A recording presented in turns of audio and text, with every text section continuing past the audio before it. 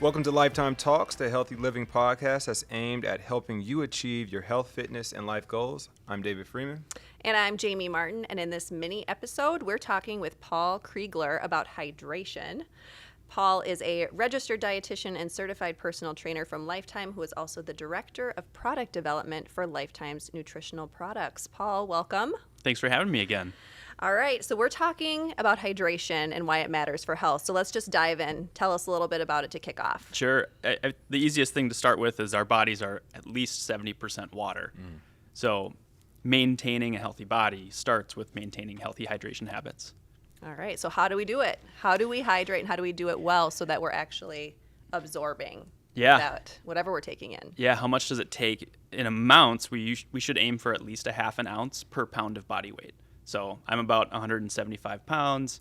I'm gonna strive for at least 85 ounces a day. More if I'm sweating. So if I'm working out, I'm gonna add another 16 to 24 ounces per hour of exercise or per hour of sweating. And that's just a baseline that I strive for. That might not be enough in certain conditions. I think a key word that Jamie just said is absorbing. And I always see people slamming down gallons and gallons of water. What would you say how you should spread that out, and how do we know that it's actually being absorbed? Is there some type of way that we can know? I know people say look at the color of your urine, so can you kind of break that down to us? Absolutely, yeah. We need more than just the water to hydrate our bodies.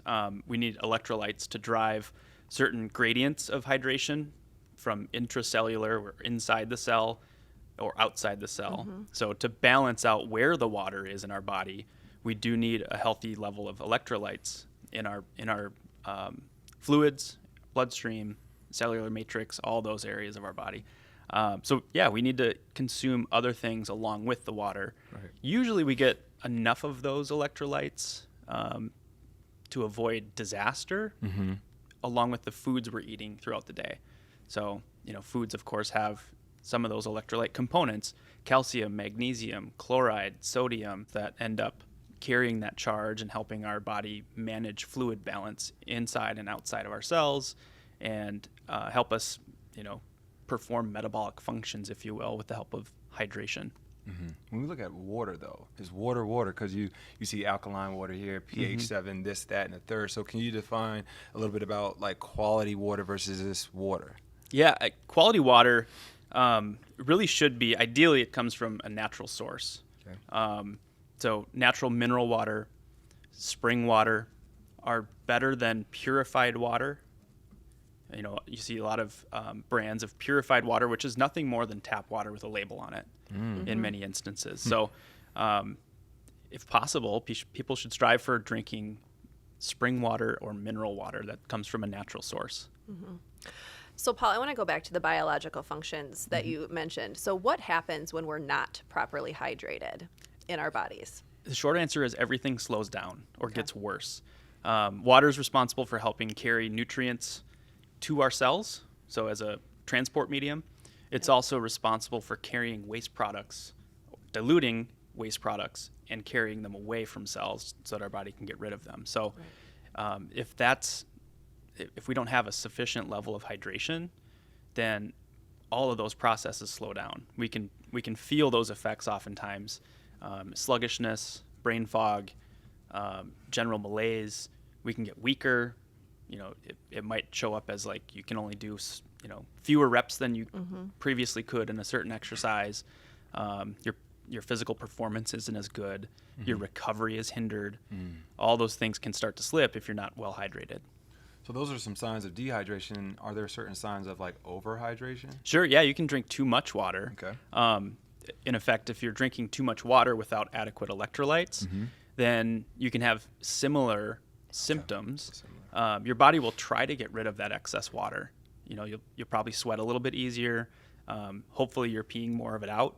So your urine would get much more clear, much more dilute. And there's ways you can measure urinary output or even sweat output too. But there's a fine balance of getting enough water to maintain alertness and physical function, and getting too much water with not enough electrolytes to maintain the proper charge of signaling in your bodies, your nerves firing your muscles and your muscles relaxing after they've contracted. Okay. A lot of sports growing up, it was like the go-to. We had to have these certain sports drinks, right, in between when halftime or whatnot. So can you define or give us a little bit of insight more on what's probably the best drinks when you are depleting a lot of what you said earlier, you're perspiring a lot and sweating a lot to replenish with the electrolytes? Is there certain things that you would recommend in that area? Oddly enough, pickle juice. Wow. Or olive brine can kind of be like Yum. hacks for helping hydrate or reestablish electrolyte balance. Okay. Very salty, very high in potassium. Mainly what that drives is a sodium-potassium balance that our body thrives with. If we have a proper balance of sodium to potassium, then that exchange of fluid and electrolytes across cell membranes and across tissues from the bloodstream to the tissues and so back and forth becomes much better. It becomes optimized.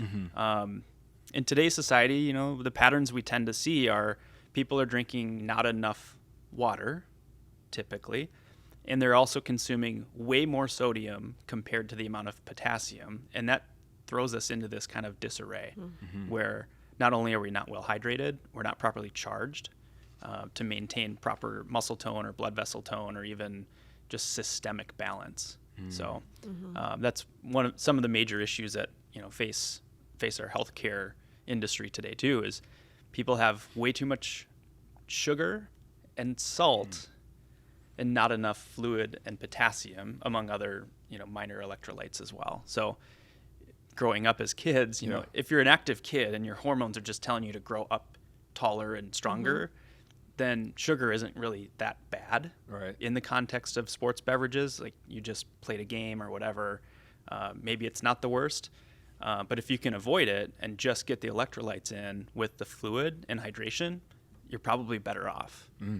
Interesting. Okay, so a lot of people drink coffee. A lot of people say, Yep. does the water that's the base of my coffee count as a source of hydration or not? In my experience, it's a wash. Okay. It's probably not taking away from your hydration unless it's completely displacing your fluid intake. But it's not adding to the benefits of being well hydrated either. So it's kind of neutral in my book. Okay. If you're adding calories to your coffee and it's displacing your water, then I don't see you being successful long term in terms of optimizing health. We should be drinking mostly water. And also eating foods that are rich in water, produce, fruits and vegetables that aren't overcooked or completely dehydrated and that sort of thing. But fresh produce is a great way to also enhance bodily hydration. All right, Paul. And anything else about hydration we need our listeners to know or you want them to know before we sign off? I think we hit on all the major things. Drink more water than anything else. Try not to drink your calories. I'd say unless it's like a protein shake that's adding to your nutritional benefits of your plan. I think that's a good source of calories in liquid form. But yeah, you might need additional electrolytes if you're a hard charger like David here, working out hard every day and sweating plenty. So. All right. I think that's it. David, you got anything else? No, that was it. Electrolytes 101 and hydration in depth. I love it. Sweet. Thanks, Paul. Thank you.